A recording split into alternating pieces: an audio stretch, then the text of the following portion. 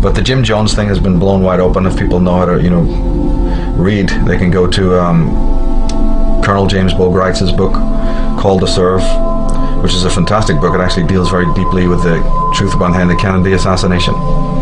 And there's other books that detail the truth about the Jim Jones thing and show that it was a British crack unit, not the SAS, but the Black Panthers or the Black something or other, happened to just be on maneuvers, right, in Guyana, within a mile from where the assassinations are meant to have taken place, the so-called suicide.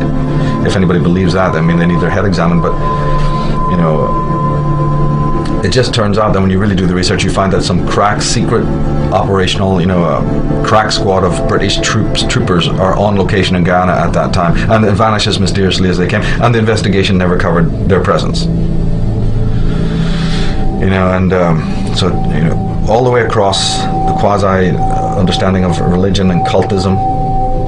I think we were talking earlier about how you said the cults were studied by the marketing men, the media, straight commercialistic people to see about allegiances so they could start, infiltrating their own commercials for stupid cars and stuff like that with this cultish sense of this imagery, to engender belonging, in the sense of belonging, all that tribal stuff again.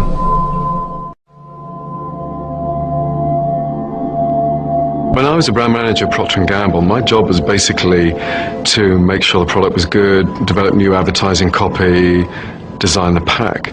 Now a brand manager has an entirely different kind of responsibility. In fact, they have more responsibility. Their job now is to create and maintain a whole meaning system for people through which they get identity and understanding of the world. Their job now is to be a community leader. It is the big monopolistic. Ad strategist Douglas Atkin, an expert on the relationship between consumers and brands, says he had a eureka moment one night during a focus group. I was in a research facility watching 8 people rhapsodize about a sneaker. And I thought, where is this coming from? This is, at the end of the day, a piece of footwear. But the terms they were using were evangelical. So I thought, if these people are expressing cult-like devotion, then why not study cults? Why not study the original?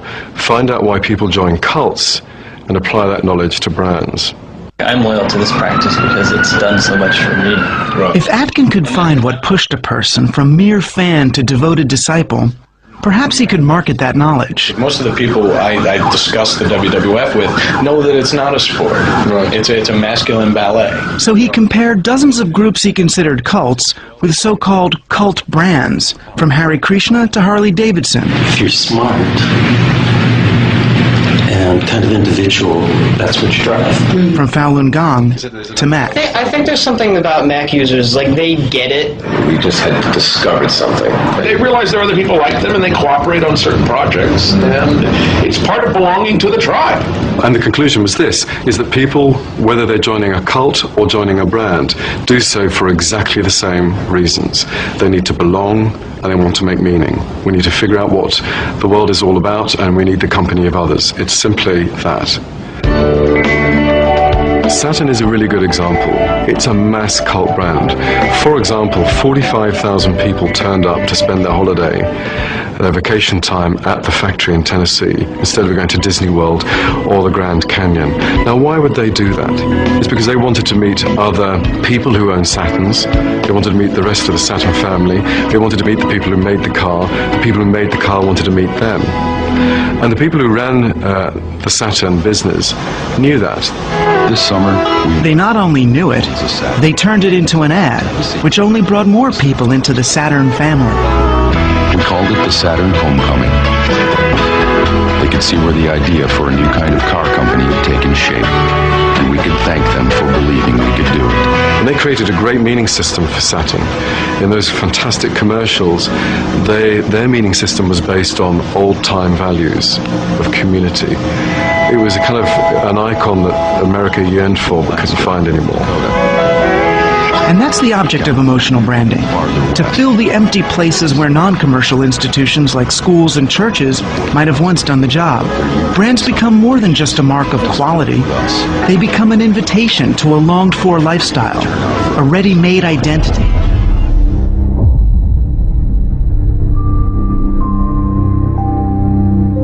long as man has not got a center, as long as he's, divorced from his own center, not aware about how his consciousness is being manipulated, he will remain open to this kind of manipulation.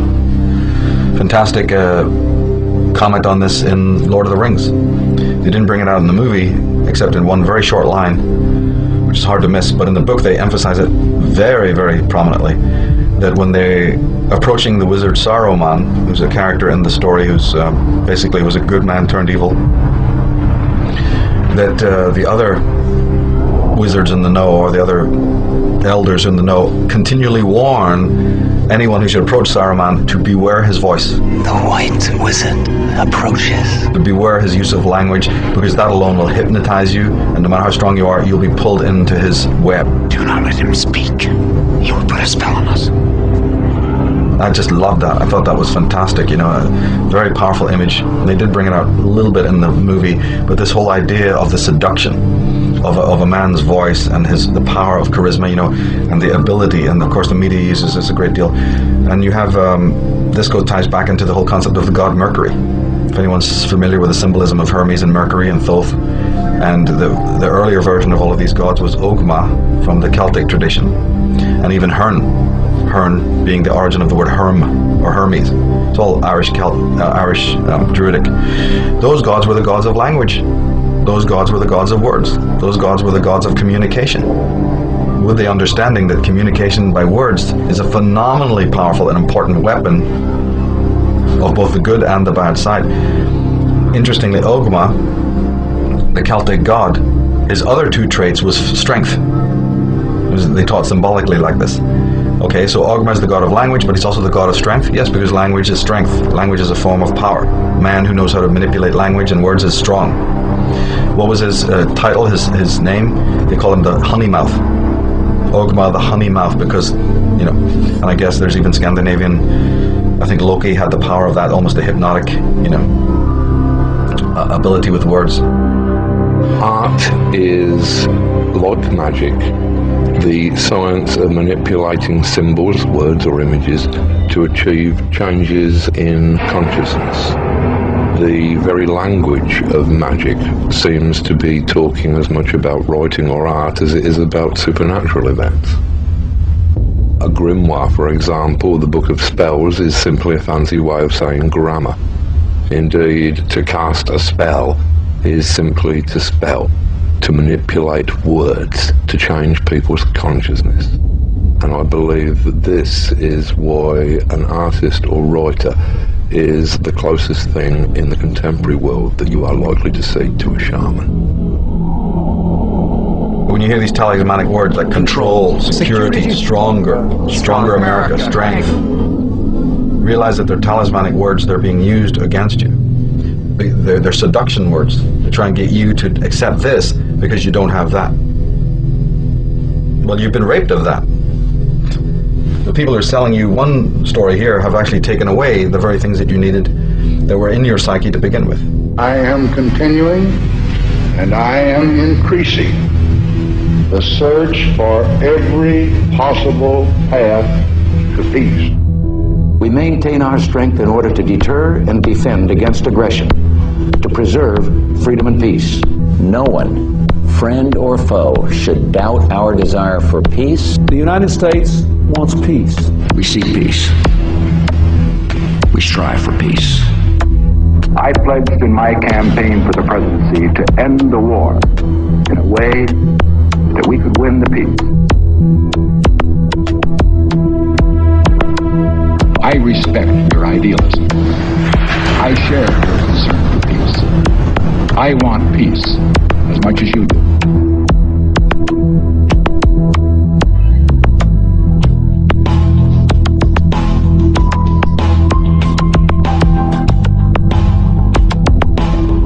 We cannot wait for the final proof. The smoking gun that could come in the form of a mushroom cloud.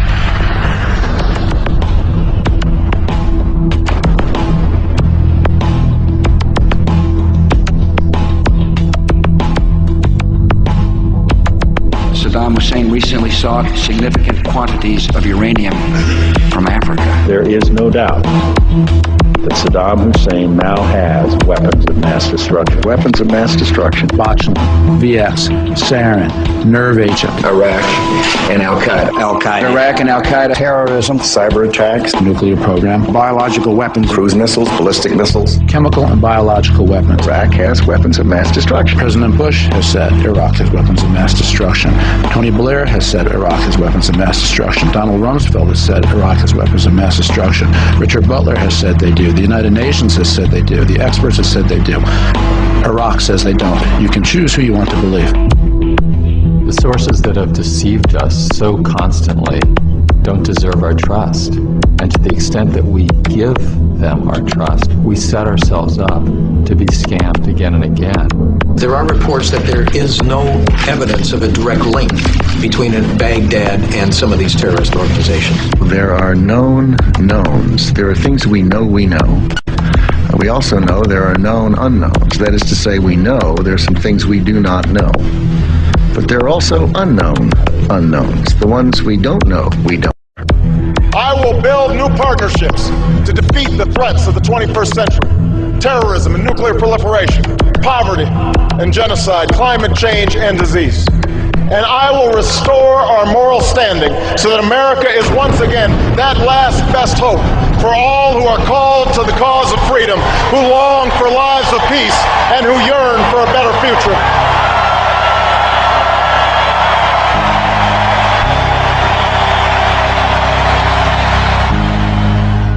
And this is used endlessly in the media by the drip feed method of just constantly downloading the same idiotic memes that you consciously would think you resist. But if they're repeated for the 10, 20 years and you've been growing up, before you know it, you're a parrot of all of that. You don't even realize it was implanted. That's the whole point. You're not meant to realize that your thinking is not your own. That's the smokescreen I was talking about. You're not meant to know that you're under hypnotism. You're meant to think you're perfectly normal. So they're going to sell you the most irrational, most satanic, most vile, pornographic lies, but they're going to sell it in a capsule that makes you think that you're perfectly spiritual, perfectly adjusted, totally normal. As this process continues, the division between the outsider who's really sane and the unsane gets wider and wider and wider. What are people complaining about? That they can't believe the world they're walking around in. Sane people are going, I can't handle it, I can't work, it's terrible, the people are idiots. Yeah, but that didn't happen last year, that didn't happen 2 months ago. You are seeing the symptom, not the cause. You're seeing the symptom of an immensely long, phenomenally detailed and interesting and complex. What was Soviet Russia? You can sum up the whole gig of communist Russia in one sentence. Experiment. Social experimentation. Then you can split hairs as to whether it was a Darwinian experimentation or an Orwellian blah, blah, blah. It's an experiment in how to control human beings who very easily were controlled. Oh my goodness, 33 people are shot dead. Everybody is just tripping over themselves with awe and amazement and anger and frustration. Let me see, what else is going on in the world right now? What else has been going on since 2001? Let me see, what's happening in Iraq or Iran right now? Can we ask a question about that? What was going on during the previous George Bush? Was there a thing called Desert Storm in which millions of people were killed, children were wiped out, incinerated? In Panama, were people not burned to death with lasers and incinerated in their own cars, completely innocent people? Then we have Grenada before that. Grenada. There you have, where do we stop? How many wars do we need?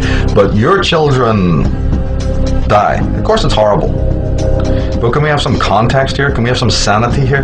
That just because your little pathetic, mediocre lifestyle has not been shaken up by something you don't understand, that's the only violence you think it exists in this world? Somebody has to be wielding, a 38 on your own street, in your own backyard, before you realize that there's such a thing as violence in the world? I'm here to tell you that all of that kind of violence, including the genocide, including the mega death, chew on this, that all of that, all through history, is a tiny aspect of the violence that exists in the world. That's the stuff you can see with your five senses.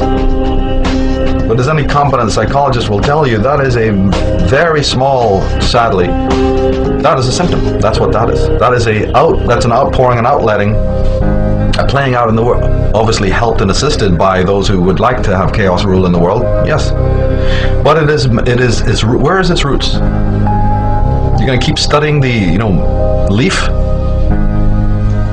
You're going to keep studying the bloom and not ask where the root is? Or we'll have a wonderful society tomorrow where they'll be able to prune that really easily. And we won't have any of that violence because, in fact, we'll have a new world order. The chaos out of control. Everything's in chaos. People killing themselves. And we have a perfect structure now that will always deal with that.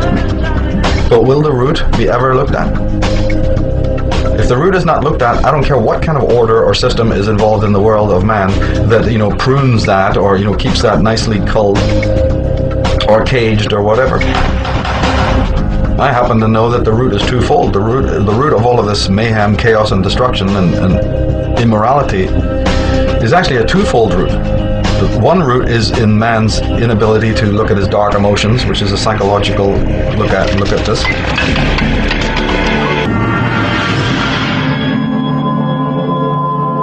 And the other root is in the fact that there is an agency working in the world to engender that.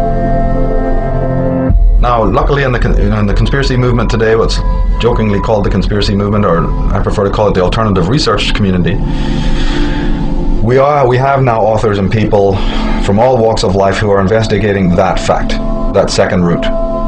That we think that this is not by chance. We don't really think that man is that immoral. We don't really think that man of his own nature will run around, fighting wars and building napalm bombs and all that. So maybe there's something else going on. Finally, the human race is waking up to the fact that yes, that's right.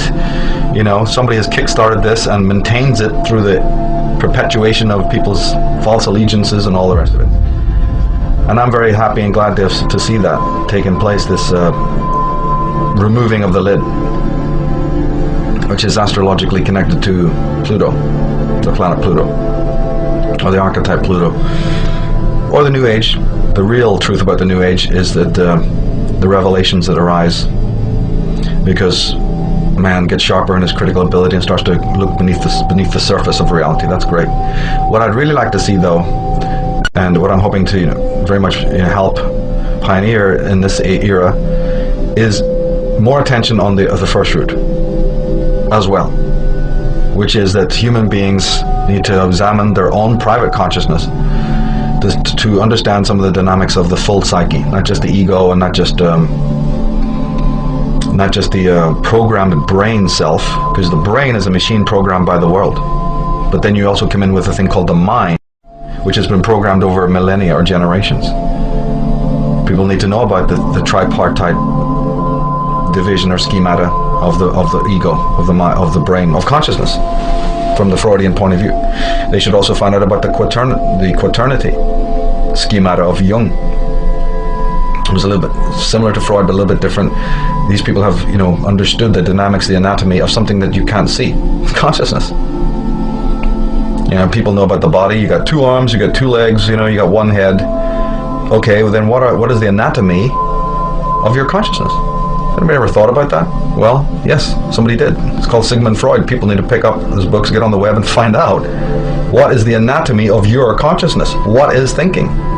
How do you think? What is thinking? How does that happen? What is thought? Who's thinking about thought? Because if you don't ask these questions, you're not going to have too much of an understanding of what might be spirit or all of that. You're looking for the spiritual, but if you don't know what you are, how can you ever find out the other?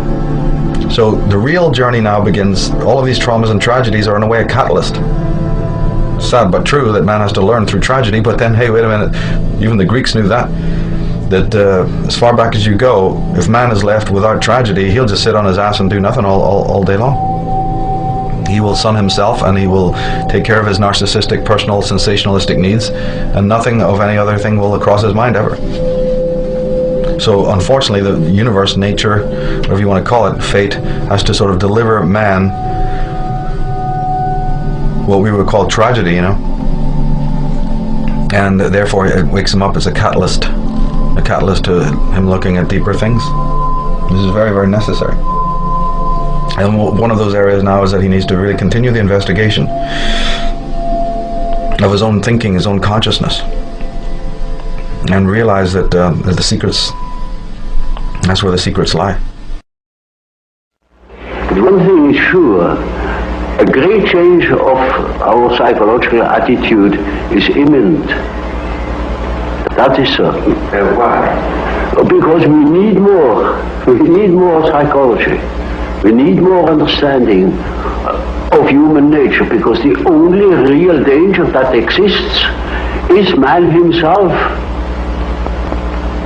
He is the great danger, and we are pitifully unaware of it. We know nothing of man, far too little. His psyche should be studied, because we are the origin of all coming evil.